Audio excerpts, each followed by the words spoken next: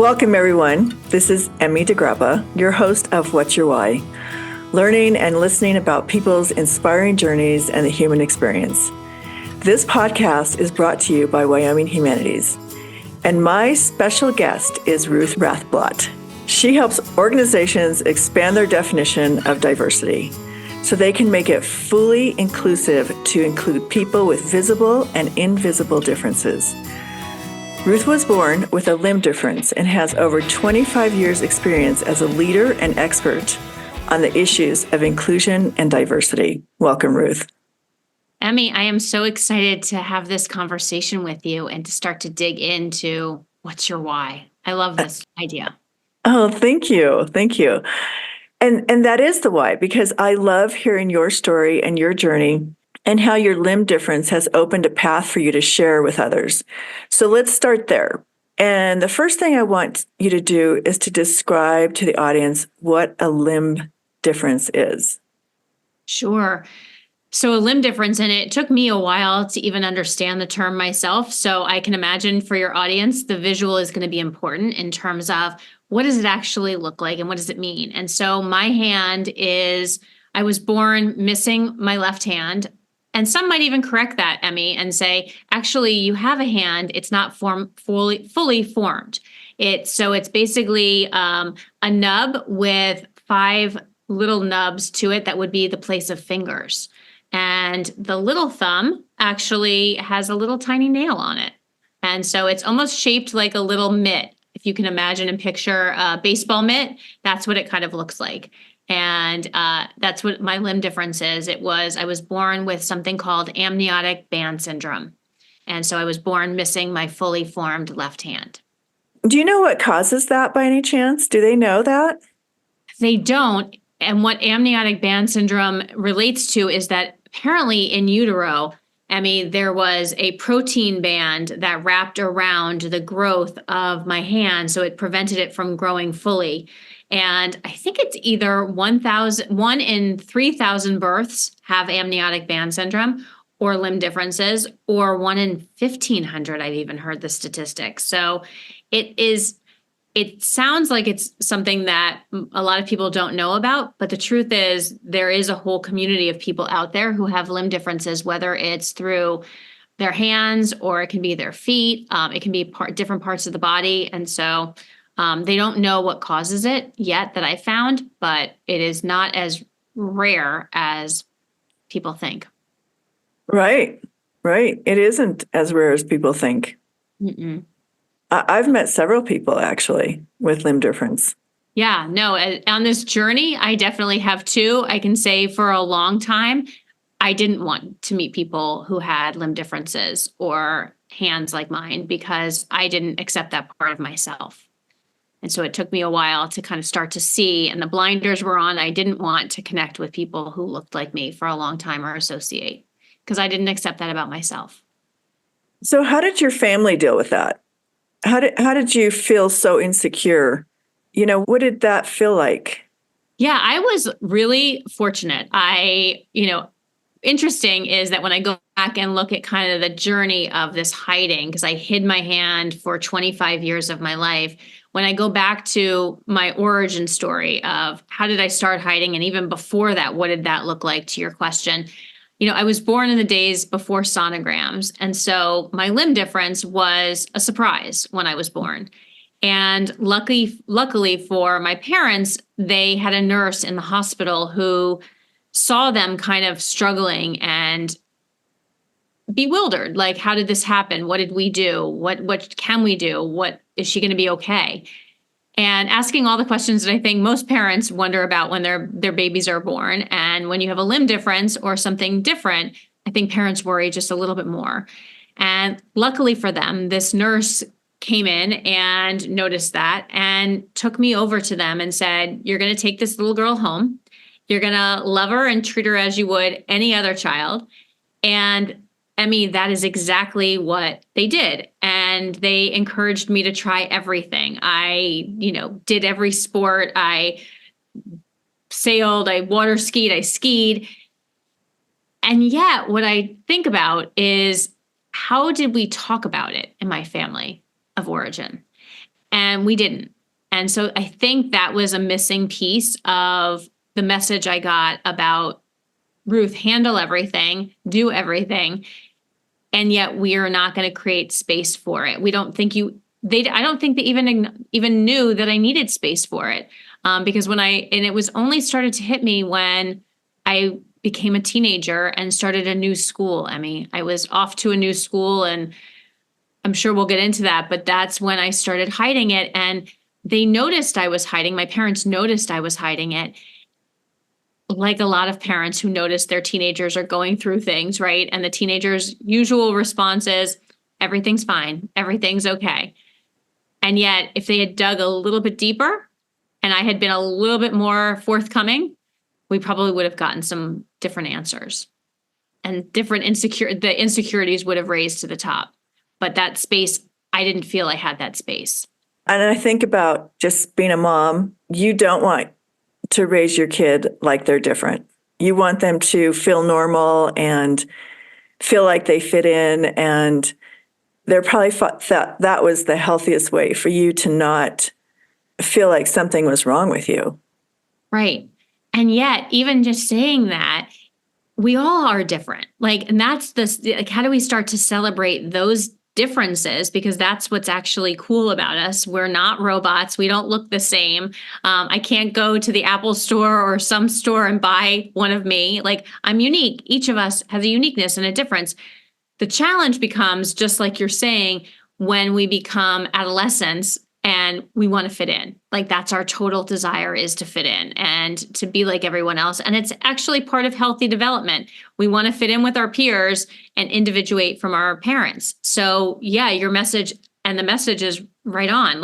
We want to fit in. And yet, how do we create space for the conversations about difference and how we may be feeling different? Because I have worked with teenagers my entire career, and I think what has bonded us over time is this idea that I have felt different and I know they're feeling different. And yet there has to be almost sometimes a facade of everything's okay or I'm fitting in. And yet what's behind all of that? How do we really fit in? And how do we also celebrate our differences at the same time? Well, that right there is just its own huge topic, because you're right, teenagers go through that whether they have a limb difference or not. They, don't like their nose or their weight or their weight or their clothes or their family background or their finances, their financial backgrounds, or their religion. And what's amazing, Emmy, it just doesn't stop in adolescence.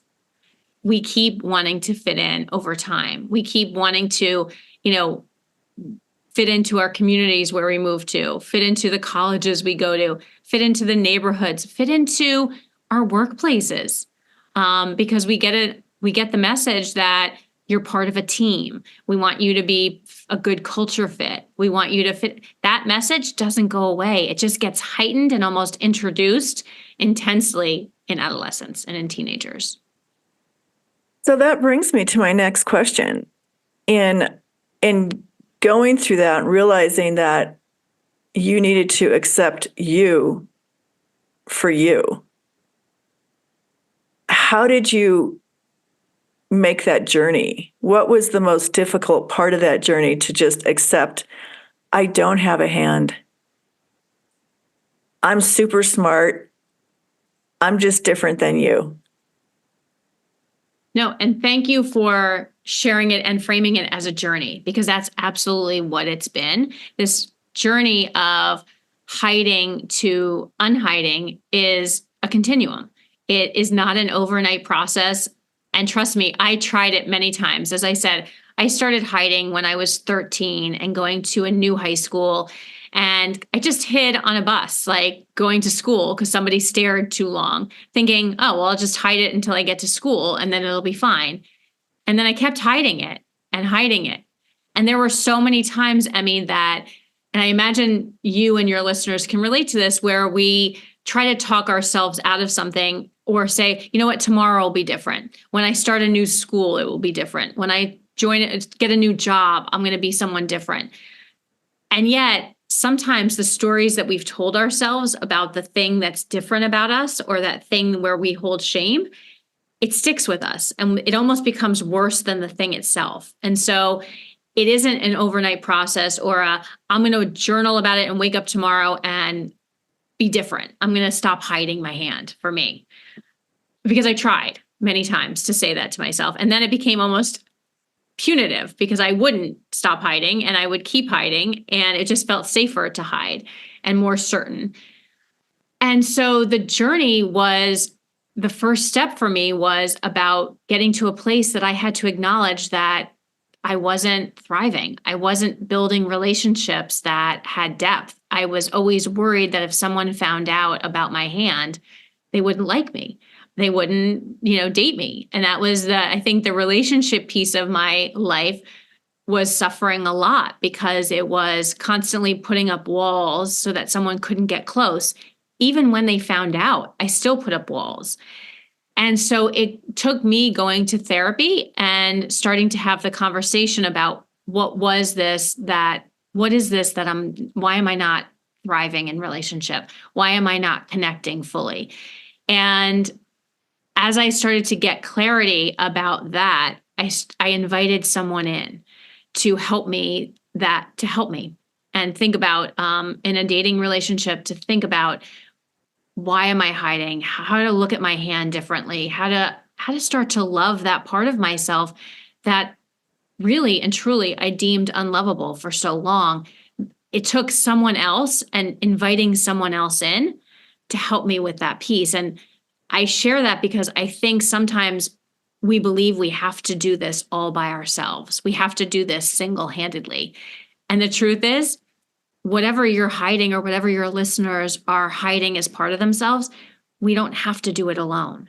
And so that second step for me is about inviting someone in so that they can help with the path and that journey. What have you discovered in this journey? What has stood out that people hide most? It is a range of things. I mean, I don't even think there is a most. It's funny. What I think has struck me is how many people are hiding. That hiding is universal, that most of us, even if we look like we have it all together on social media, our Facebook pages are showing those brimming smiles, or whatever the word is, like those huge smiles and the happy life. Even if our Instagram is filled with exotic pictures of travels, there are still places in our lives where we have felt like we had to fit in for people to accept us, or for the fear of judgment, or for fear of rejection. So I think the universality of hiding is huge. I mean, the beauty of the work that I do now is I say when I meet someone, I help leaders and organizations get their employees to unhide so that they feel like they can thrive and belong. And I have to tell you, Emmy, immediately when people hear that, they start to think about what they're hiding, right? Like there's that connection to that piece. And then they start to share because I share what I have hidden. And I think that's one of the pieces too, is just one of the steps is the idea of, when I share my story with you, you're more willing to unhide yourself and think about what you're hiding. And so it is everything from disabilities, for sure, that people are hiding their feelings about having a disability, the challenge and the successes, mental health, neurodiversity. But I will say people hide things like their financial backgrounds, their family backgrounds, their religion, the dirty word of politics people hide. People are afraid to say. So it runs the spectrum. I mean, I have had people share the feelings even about their spouse, or the way they left their last job, or their education backgrounds people hide.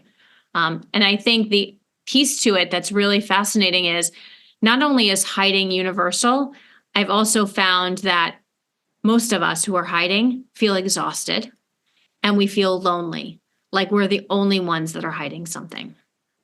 Well, that is amazing that you can work with people to help them uncover their own insecurity of what they're hiding and why they're hiding it. And the why is huge for me because it is about how the world sees us. how we rate ourselves, in the world. Are we a 1? Are we a 10? Are we just so invisible that we probably do want to hide because we don't like where we are in life? Even if you had a dream and you never reached that goal in your dream, you probably hide behind regret or anger or, things that stopped you from having a big dream.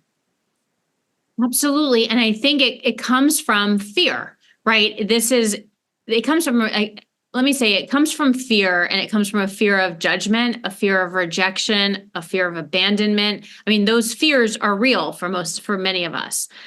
I will say it's interesting. I had a woman recently say to me, well, your hiding was self-inflicted. And took a moment, not that long.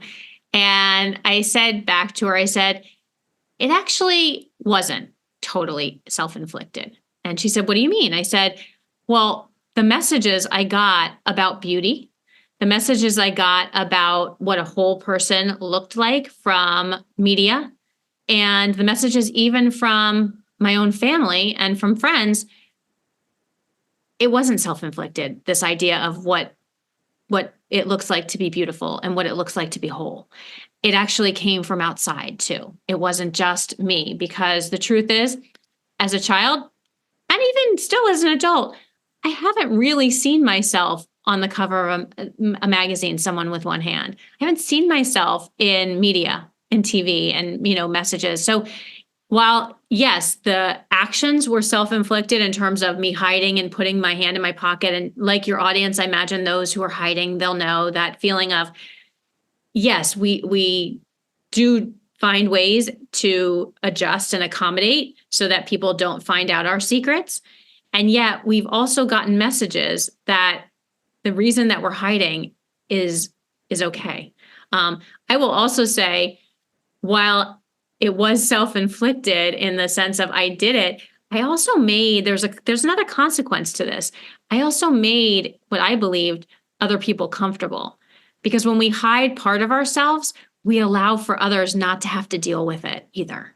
Without, they don't have to deal with my disability if I hide it. They don't have to deal with my financial background if I hide it, my education, like those things that might make people uncomfortable. When we hide it, we allow for them to stay comfortable and not have to be curious or question or be uncomfortable.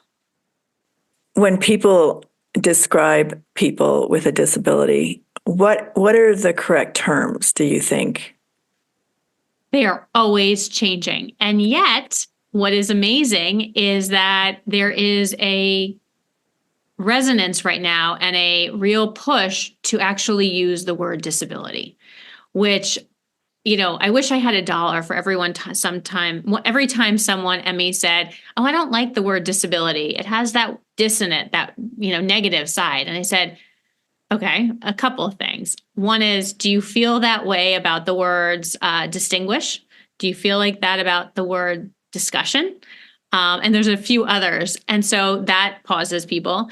And then the other piece is, when you say that to someone with a disability, and when you say it even out loud, what you do is you take away from someone's identity, and you take away from the community that they've built, that shared experience, that ability to feel less alone. And so disability is not a bad word. It's actually a word that signifies to me and to many others community. It also is about strength, and it's also about challenge. So it allows for part of an identity. So right now, in this time, there is a definite movement toward embracing the word disability. Not differently abled, not special needs. People still use those. And yet within the disability community, there is a strong advocacy for the word disability. And it's okay to say it. It's not a bad word. Okay, I'm so glad to hear you say that, because my daughter has her master's in disability studies, actually. Yeah, and it's a strong, powerful world of disability. It's there's a lot of great stuff. And I think, it's funny. I was also in a conversation recently with someone who's in the disability community, and they actually even said to me, well, maybe stop saying limb difference. Like, why are you using limb difference and disability? And I said, what do you mean? And they said, well, when you use limb difference, it takes away from the cohesiveness of the disability community. And my argument back, Emmy, was don't tell somebody who has a disability how to define themselves or how to identify. Allow them to have the choice and have the agency around how they choose to identify.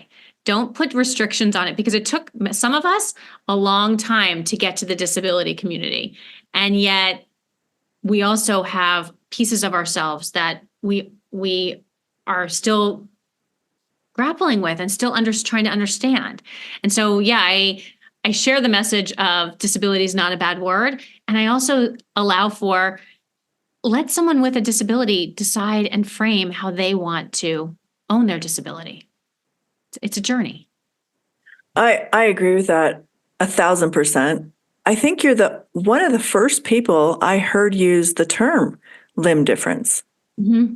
Yeah, I can imagine that. And it's a community. I mean, there is a growing community of people with limb differences. Again, I didn't even know that word existed in my vocabulary until probably 6 years ago. I had kind of just always said, oh, my little hand or my hand. I had never known that there was, first of all, I hadn't known there was a group of people like me.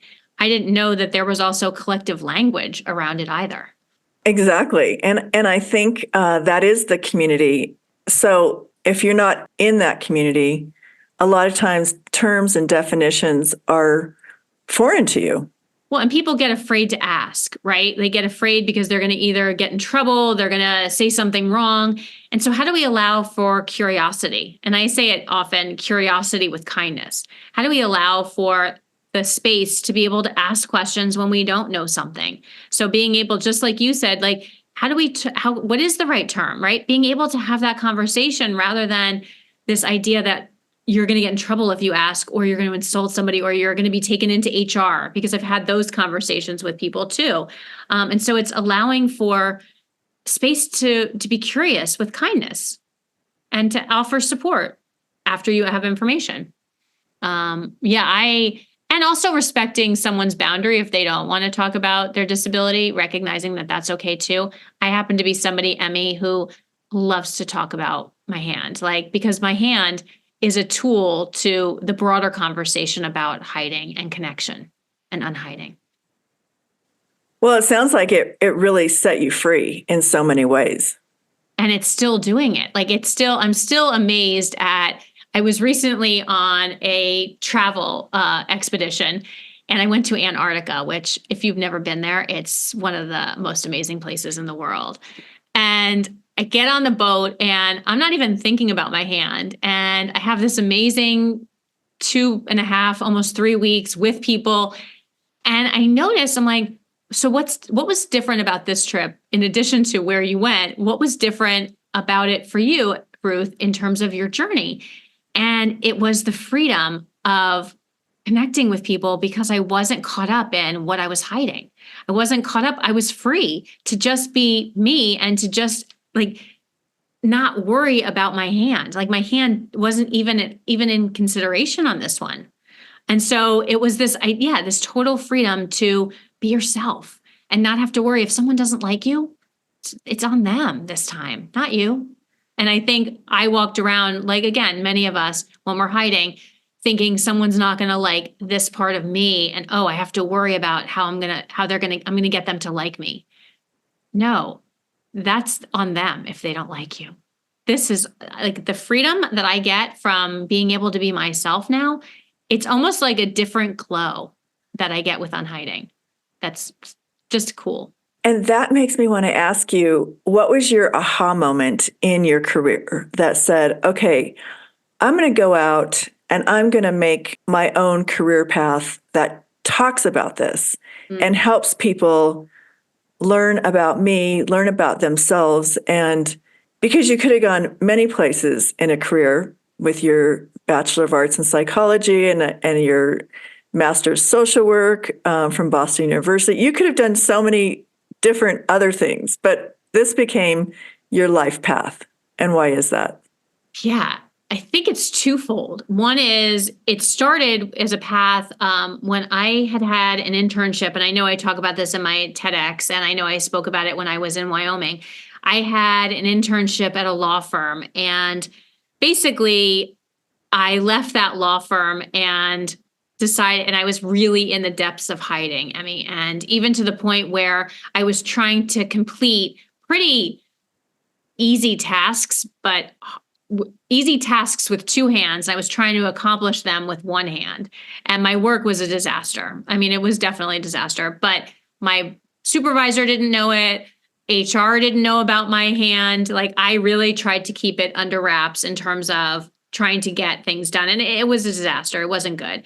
And I remember leaving that internship after having figured out how to get the job done well, because I am an overachiever. And I remember leaving that internship and thinking, I never want to be in a professional setting and hide again. Like, what can I do? Because I don't want to be a lawyer. And the population that probably resonated with me most, and I was really lucky in my graduate studies in social work to be placed in my first internship with kids. Because kids, the beauty of children is they're curious and then they let it go, right? Like they ask and then it's over. And so working with kids was my passion project for 25 years, providing them opportunities for access to career and to college and mentors. And then I was in a conversation in my career, and when I was in a leadership position, and this is probably the second prong to my career choices. I had been, again, working with young people and providing them opportunities. And I was in a conversation about diversity a couple of years ago. And it was in the time when Black Lives Matter was reignited, and there were the death of George Floyd and Breonna Taylor and several others that were starting to get highlighted. And we were in a conversation about leadership and diversity. And I asked a very naive question, Emmy, I thought. I asked, do you see me as diverse, as a leader? And for your audience, I am a white female. I identify with she, her pronouns. I'm heterosexual. I am definitely not who you think of when you think of quote unquote diversity. And so the question was naive, and the answer was telling. The answer was at first, oh, well, I guess you're a woman. That's part of diversity, isn't it? And I said, yeah, that's that gender checkbox that we talk about. And I said, well, okay, that's true. And what about my disability? Like, what does that count for? And the answer back to that was, oh, well, we don't see you like that. And I said, not asking to be seen as anything. I'm asking for it to be acknowledged as part of the diversity conversation, because I think it's something that's different and it's part of diversity. I left that conversation, Emmy, really upset, really pissed. I'll just say that. And I had two methods after that. I started reaching out to corporate partners in New York City, where I'd done a lot of fundraising over the years as running nonprofits, and starting to ask them, how were they talking about diversity? What was coming up? And how did they think about disability? And I wasn't hearing a lot of people talk about disability in the diversity conversation.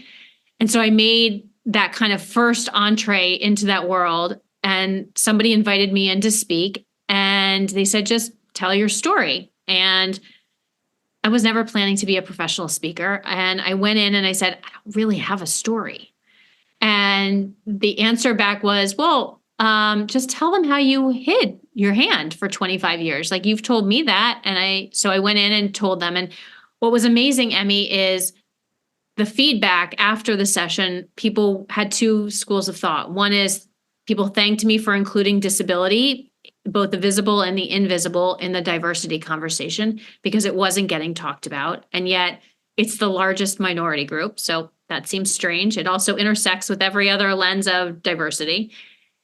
And the second piece, which has seemed to continue to resonate probably even more, is this idea of hiding, and that most of us are hiding.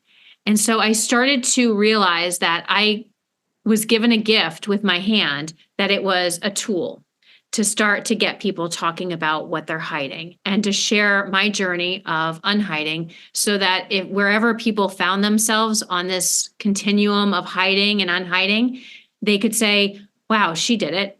Because I would have loved to have seen a speaker like me when I was in my depths of hiding, to know there was a way out. And hey, this woman, she created these 4 steps to unhide. There's a way out. I don't have to feel so alone, because when we're hiding, we feel so alone.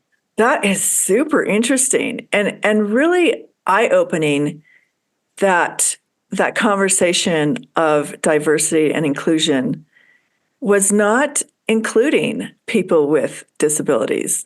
How crazy is that? Sorry. I guess I have 2 grandchildren who have disabilities, so it's like, what? Yeah. And you can't unsee it, because once you realize that disability is not part of diversity, you start to read articles on diversity, equity, and inclusion, and they rarely, I think it's like 4% of journal articles even mention disability in the conversation on diversity. And what's amazing, and while I could get angry at some of it, what I realized was I hadn't actually shared my journey with them. I hadn't actually told them about, of course, they didn't see me as having a disability, because I never talked about it. I never shared out that journey of the challenges that sometimes were hard, never the successes of even some of the things that I amazed myself at being able to do, that I never talked about, because I didn't know that there was space to talk about it. And I kind of never allowed for the space to talk about it. So myself, I never allowed the space to talk about it. So of course they didn't see it as part of diversity, or even that I had a disability, because I hadn't allowed that for that. So then that's why it's about sharing out your story, so that other people can start to understand you and know you and see themselves in you. Oh, absolutely. And I think that's the beauty of what you do, is just open it all up and get it all out and accept people for who they are and love people wherever they are in their life journey. And that is such a great message that you help people. What are the 4 steps of unhiding? While they may feel hard, they're really concrete in terms of there's an action plan. So the first step is acknowledging it, right? Starting with the awareness of, what is it that's holding me back? Where am I in my life? Am I not thriving? Right? So starting to ask some of those questions. And that's what I help coach people around. And I do a lot of consulting around, is the space of, where do we start? How do we start to acknowledge it? The second step is then finding your person. It's in finding that person that, I'm sure, Emmy, as I say that step to you and to your listeners, like, it's that there's a go-to person, right? That snaps in your head, that you think, oh, that person, and the characteristics I would look for, or I might look for, are someone who's a good listener, someone who is curious, asks questions, and can challenge you on some of the thoughts of what you may be thinking. Like, it took me having someone be like, wow, you think your hand is so ugly that you're not willing to show it? Like, let me see it. Let me touch it. Let me feel it. Let me experience it with you, like, to challenge that. So finding that person is important. That's someone that you can connect with about it and share your secret. The third step is building your community, is finding a group of people that are going through what you're going through, or have been through what you've been through, that shared experience. It's the power of community. It's the power of employee resource groups and affinity groups or meetups, is that space for shared experience. That I didn't invent hiding. I didn't invent hiding in my pocket even. Like, there were other people who have limb differences just like me who also hid. And so knowing that and being able to have that community is so important. And for your listeners, and even for, as you say, like, I want to unhide. Like, it's as simple right now as the internet. Like, you can go and Google what it is, and there is a group, or there is a connection out there looking for you too. That's the power of building community. It's available. And then the fourth step is sharing out your story. And And when I say that step, it doesn't mean getting on stage like I do or coming onto a podcast with you, Emmy. It can just mean starting with your community and sharing out your story so that someone else has the ability to see themselves in your story. I was working with a young woman who, or connecting with her around her difference. And she said, Ruth, I went to a team retreat with my office, and I told them about my anxiety, and I wanted them to know me and why sometimes I react the certain ways that I do. And I said, okay, what happened? And she said, well, people came up to me after and thanked me for sharing and said they understood me and that it was so brave. And she said, and then one person came up and shared that, thanked me, and then shared that they're on their own journey of not knowing how to share their ADHD story. And that because I was brave enough to tell my story, that person then felt like they could start to tell their story because I cleared a path. And that's what sharing your story does. It starts to clear a path for someone else. And so it becomes almost like these 4 steps become this amazing flywheel or loop that helps somebody else. So you acknowledge, you invite, you build, and then you share. And that allows for someone else to get involved in the unhiding journey. So insightful. It reminds me of when you feel safe, that you can share who you are and what you're hiding, whatever or whoever in that community where this woman shared her anxiety, she suddenly felt safe. And thank you for bringing that up, that piece, because I think there's a couple of components to that. One is safety is absolutely critical to this process. Psychological safety, feeling safe within yourself and feeling safe within those that you share with. And there may be times that you don't get the right person that you invite in. That happens. And so what I'm here to share is that that's okay, because that can happen.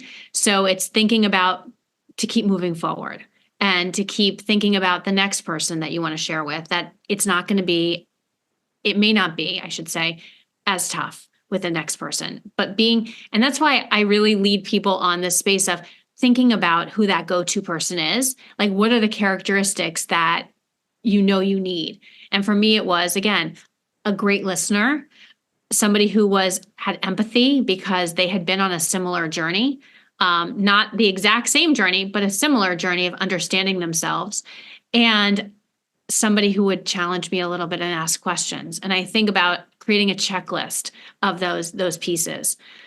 I think the other piece that I recognize, Emmy, is the privilege that I have of sharing my story, because there are still groups in 2024. I mean, we are in 2024, and there are still groups where it feels and is very unsafe to share what they're hiding, for good reason, because of safety. And so I recognize the privilege in doing that. And that's why I say it doesn't have to be big groups that you unhide to, right? It can be a small group of that one person that you invite in. It can be then 2 or 3 other people. And sharing your story can be to those 2 or 3 other people as well. It doesn't have to be, again, on stage or on a podcast or, in a newsletter on LinkedIn or on social media. It can be and I might even advocate that at first, of just finding those safe places, because what I know to be true is you don't have to do it alone, and you can't actually do it alone, because that's not how connection and community work. And that's not how unhiding works. For connection, which we all crave, we need to be able to unhide to others. So I want to go back for just a minute, because one of the things you talked about on your journey, and I think it was your first date, it was someone you were dating that just said, be yourself. Let me appreciate you. Let me know you. I had a few of those types of dates too. I will say, while that feels helpful, it depends on where you are on your journey of unhiding. Because for me, I didn't accept that. I thought it was a lie when people would say it, or I thought they were just saying it to be nice and kind, and I didn't believe it. it wasn't until I started to believe it and did the work on myself on this journey of unhiding that those words made sense. Because people can tell you a lot of things. I mean, I've had people say, oh, you shouldn't hide it. It's nothing. Well, but that takes away from my journey, right? Like, or my experience of this difference. Because I think a lot of times people that are hiding parts of themselves, again, any part of themselves, believe the story that we've told ourselves. And so even just someone coming in and saying, oh, it's nothing. Well, then you're really not listening, because I've told you, like, I am hiding, or you're seeing it. And so we take away from the person's, like, their experience of what it is. It is absolutely true. It is nothing. They are right. Like those people who said, oh my God, it's beautiful, or you shouldn't hide any part of yourself. It's amazing. You're different. That's so cool. Yes. And I also had to get there. I had to start to, and it wasn't about writing it down 100 times or hearing it 100 times from different people. I had to be on this journey. And that's why unhiding is not overnight. It's not like there's a magic wand that says, oh, tomorrow you're not going to hide anymore, or somebody's going to say the right thing and you're going to stop hiding. No, it's deeper work. And that's the beauty and the challenge. That's why I say it's not easy either, because it requires you to think and to be introspective and to be curious about yourself. I guess the other way I think of it, Emmy, is it's very self-centered work. And I don't mean it in being selfish. I mean it in centering on yourself, asking your whys, understanding, like, why am I hiding? What is it doing to hold me back? Why is it holding me back? Why am I not thriving? That's the first step, understanding your whys. Oh, absolutely. Self-acceptance, forgiving yourself, all those things. And allowing someone to help you with it, so right. that it doesn't have to be so done alone. But that is not as easy as, oh, it's nothing. Yeah. Yeah, I can agree more with that. So where are you going next? What are you doing now? What's going on with you right now that you want to share with the audience? I can tell you it was really hard to come back to real life when I've been in suspended reality in Antarctica. I mean, seeing these beautiful penguins, these ferocious fur seals. I mean, the icebergs the size of the tallest buildings in Manhattan. I mean, we saw an iceberg that was 15 miles long. We didn't see A23, but we saw one close. And I mean, the glaciers, it's just an amazing part of the world. And so the people who travel there are a breed of people themselves, right? You have to want adventure. You have to want to see stuff. And so it continues, that love of adventure and travel continues to be ignited. And trying to figure out, how do I continue to build that out in my speaking world? Because there's so many people on a global scale that have shared with me parts that they're hiding. And so how do we create this movement around unhiding as a global movement, so that we create those safe places for connection? We create those safe places to value difference and be in different experiences and different perspectives.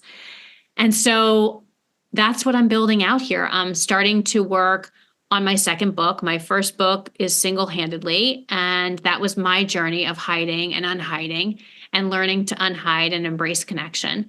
And the second book focuses right now on the concepts, and it's still a work in progress because I'm writing a lot and I'm trying to find the threads, but it's focused, Emmy, on this idea of connection, the idea of loneliness, the idea of belonging, and the idea of leadership. Like, how do those kind of 4 quadrants come into play? And how does travel for me continue to pour in? Because I want to trek with the gorillas in Uganda and Rwanda. I want to go to the Arctic Circle. Now that I've been to the South Pole, I want to go to the North Pole and see the polar bears. I want to see the Northern Lights in Iceland and in Alaska. I mean, that's just being with nature, I think, has been transformative. Wow. And people always say that about nature. Like, I was reading something just the other day about, just to open up your mind if you feel stuck in your life, get out and walk and be with nature and look at the stars and just get out of your 4 walls Well, even where you are, like flying into Jackson and flying into a national park with those snow-covered Tetons, and just being able to see the landscape and see the animals and see just the fresh air. I mean, that was an impetus that was the kickoff to my Antarctica trip. It was one of my last speaking gigs, and I was lucky enough to do it in Jackson with you all. And so, yeah, that ability and I definitely want to go back to Jackson. I mean, I want to see that mama bear. Is it Bear 99? What's her name? Bear 399. 399. Yeah, I've got to see her. So, and her cubs. So yeah, or her bears, her cubs, I guess. Are they still cubs if they're bears? Well, they're cubs, and then they become young adults, and that's another name. And about that time is when their mom kicks them out of the den, where she just chases them away. Oh, okay. Really like parenthood. Yeah. Yeah, it's exactly like parenthood. Like, go away now. Okay. Yeah. So anyway, it's been great talking to you, Ruth. I really enjoyed this conversation with you, and I look forward to seeing you in Jackson again.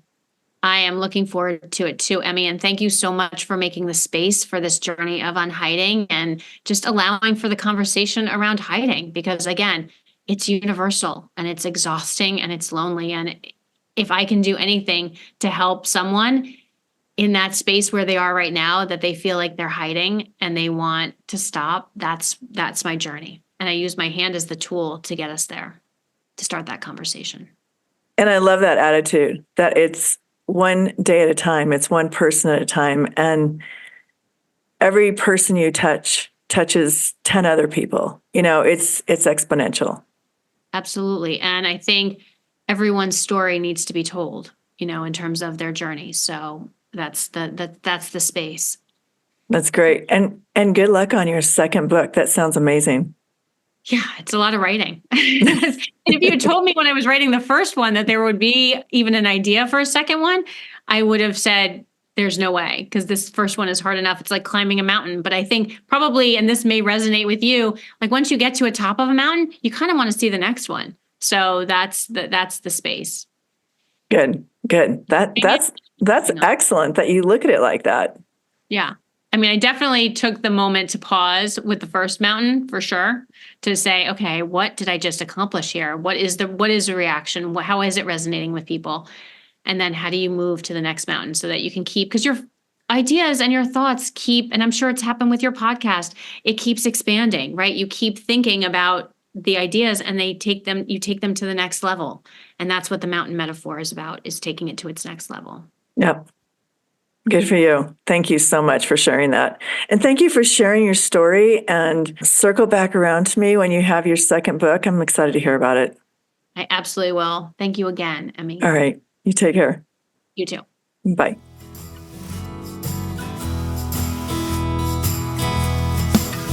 Thank you for joining us for this episode of What's Your Why? Brought to you by Wyoming Humanities with support from Wyoming Community Foundation and generous supporters like you.